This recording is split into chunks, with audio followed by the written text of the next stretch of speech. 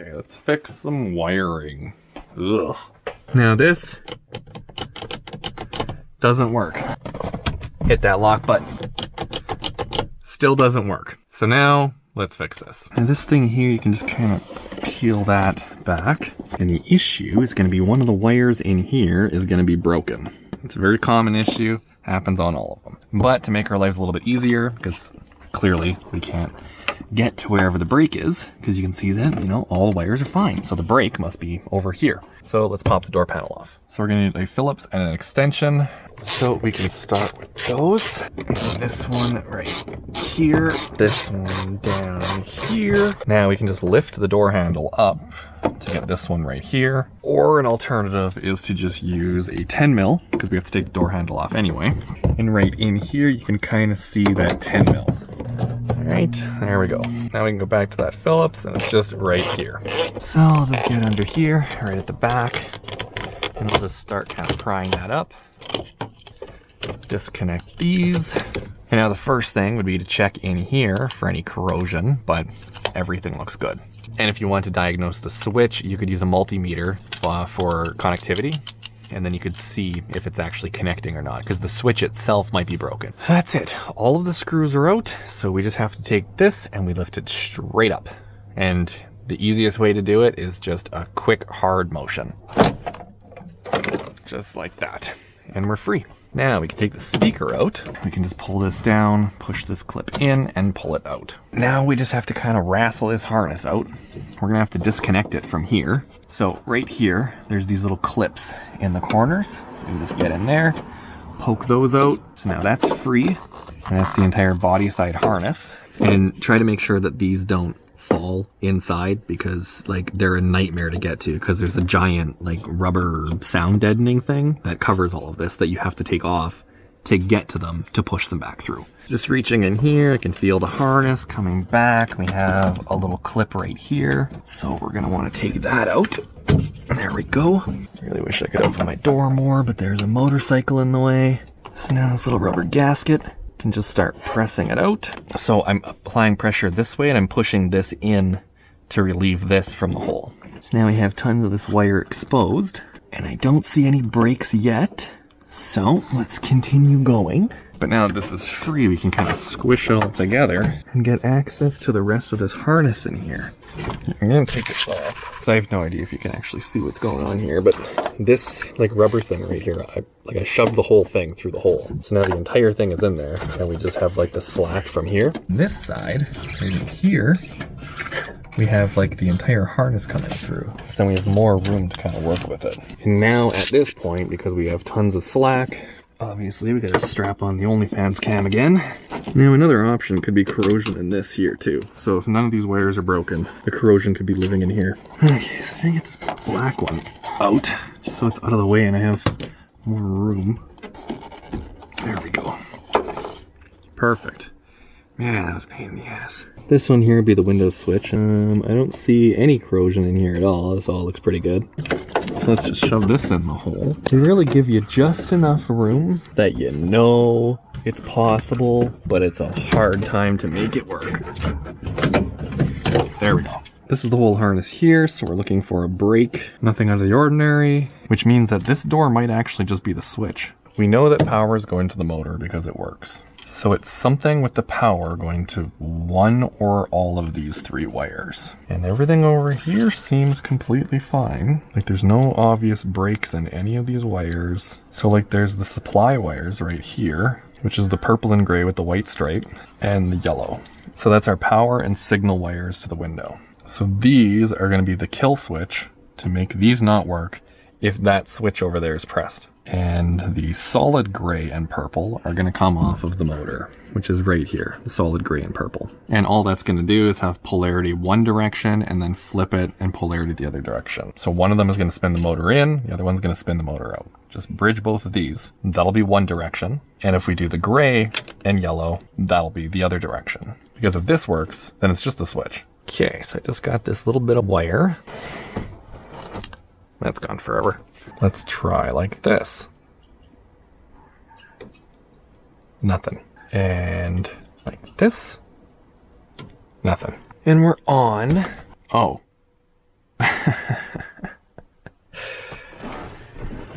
Oh my god, I'm a goddamn idiot.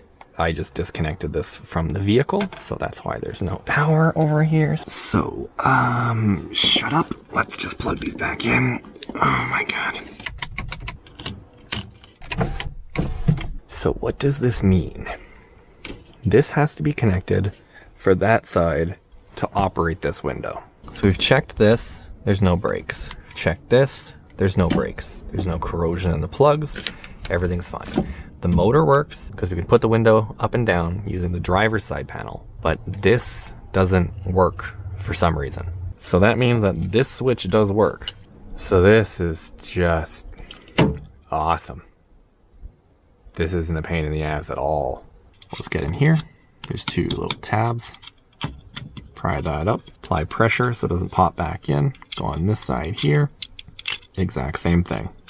Switches out. Right now we have to get this thing off here because that attaches to this and kind of sandwiches it in there. So we're just gonna go in here. It's like a concerning amount of force that I'm putting on this. There we go. Now there's another clip right here and another one right here. Pry it up, apply pressure so it doesn't clip back down. And the same thing for this side.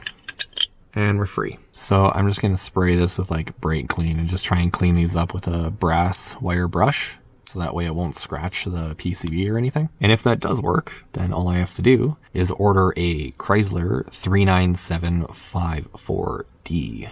The left rear door is all taken apart and it's the same part number. So let's plug this in. Nothing. Let's see if I can take these ones out. Pop this off, get this out. Oh no, that's a completely different harness. That's not gonna work. Okay, put that back in. Pretend we didn't do this. Everything's fine, everything's fine. I know that this door, the wiring harness, I had to fix it. I can feel the repair. Some kind of witchcraft is going on. So I'm gonna call it a night. That's it for now. You know, hold your breath. We'll be right back. Oh my god. So I completely threw my back out yesterday. So I'm taking it easy.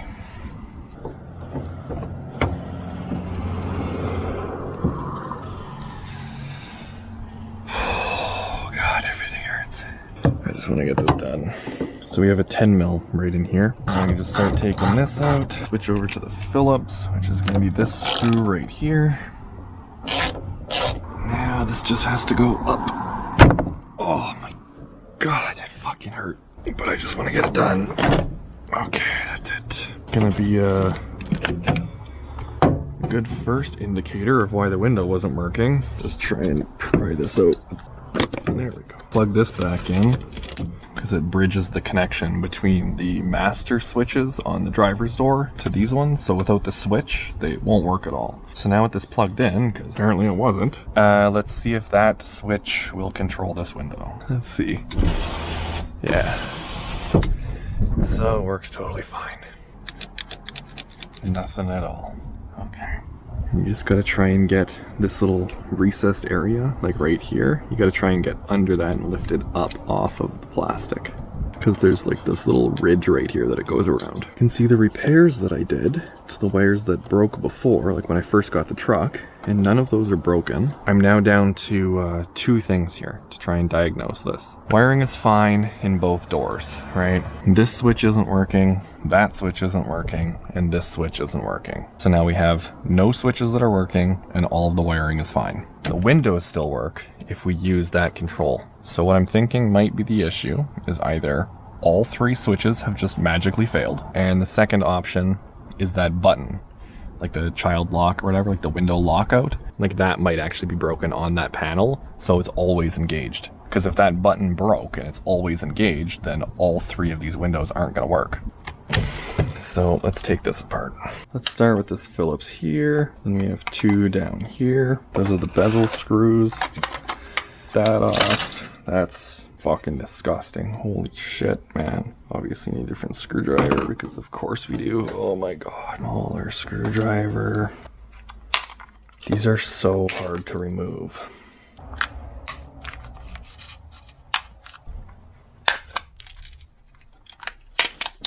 This thing just kind of came flying out, so that's going to be for in here. And this little thing is just going to go in here. That's the little like joystick thing. So this would go inside that. You kind of move it around like that. Now let's see how much corrosion is in here. I mean, realistically, it all looks pretty good. I'm going to spray this down with some brake clean, just try and clean it up with a brush. Nothing super crazy or whatever, but like the first immediate thing that I can see right here, these two contacts, these come in right here to this switch, and it's going to be really hard to see, but it's cracked all the way around, both of them. I think my suspicion was right, and the vehicle just thinks that this switch is stuck on. Also, after cleaning these, I'm going to have to grease them again. I can just give it like its wash. This little push rod right here with a spring on it. So we want to move it out of the way and then just take a screwdriver with a little bit of grease on it and just go in and wipe it across. So that way it fills up that gap. Then you're going to release it and then do it again from the other side. And that's it. Just a little bit of grease in there. Work it back and forth a few times and it'll be fine. To make everything smooth in the future, I just want to take some flux. And even though there's only 2 that's broken, I'm going to do it to all of them. So I'm just going to smear on like a bunch of flux around all of these, just so when we're remelting them, it's clean. And then I'll clean it up again with the brake clean just to wash all of the flux off. You could also just use like rubbing alcohol or something. It's just, you know, garage life. That's what I have on hand. Okay, that's good. And this smells like it's working. Let's just clean the tip a little bit. Got a little bit on there. Now let's just tap on these. We just got to melt the solder. That way it's pliable. You can see that it's nice and liquid now. And that's it. And just do that to all of them. Also, you really shouldn't try and breathe this stuff. I mean, it's not exactly the best situation, but between each one, taking a breath, and then I'm pressing on it and slowly exhaling it away from me. Because you don't know what's in this. It could be full of lead, a lot of solder is, or at least has some kind of lead content in it. All of those are good. They're all very shiny now. So all of the oxidation that was in that is burnt away. That's thanks to the flux. Now we can just finish up with these ones. And let's clean this up again and then test it out. This one, and now it works. So there we go. That's it. That's all it was. Now let's try this one. Works good. And we just gotta shove the harness back in real quick. And there we go. Check in here for any breaks or corrosion. Down here for breaks or corrosion. Behind the bellows here, again, brakes or corrosion. Follow all your wires back, the connector to the motor, the switch, how to diagnose the switches with other doors. That's basically it. I showed you like the repair, so that's how you would fix it in there. You know, it takes some time. You gotta be patient because it's a lot of tedious back and forth, changing one thing, checking again, changing one thing, checking again. You have to test each part and everything to try and figure out where it's coming from and track it down to its root source, which we found with the master switch with the 2 contacts that were like the solder had cracked. But that's literally all it is. Trying to figure out wiring issues and stuff like that. It's just back and forth, piece by piece. So hopefully you found something useful here. Like the video if you liked it. You can subscribe if you want. That's cool. Or don't do any of it. I'm not telling you what to do.